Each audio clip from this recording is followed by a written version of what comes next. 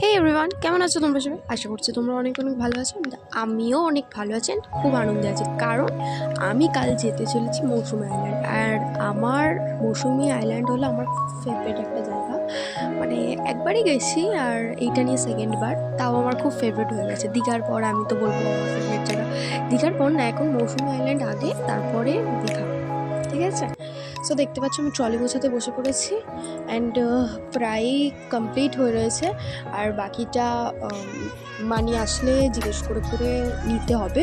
মানে আমাদের এত জিনিস নিতে হয়েছে না, পুরো ট্রলি পুরো এত হেভি হয়ে গেছে যে আবার ডিনার করে ঘুমিয়ে পড়েছিলাম, অ্যান্ড সকালবেলা 5টার সময় উঠে গেছি। আর খুব লেট হয়ে গেছিলো উঠতে।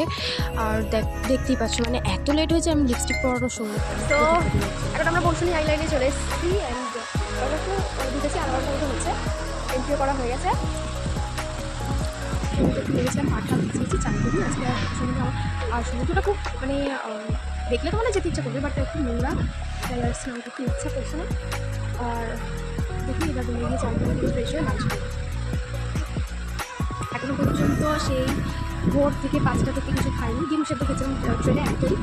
আর এখানে আমাদের ক্যাম্পে সব ওয়েলকাম ড্রিঙ্কস খেয়েছিল, ওটাই খেয়েছি জাস্ট। লাঞ্চ করবো ফ্রেশ হয়ে।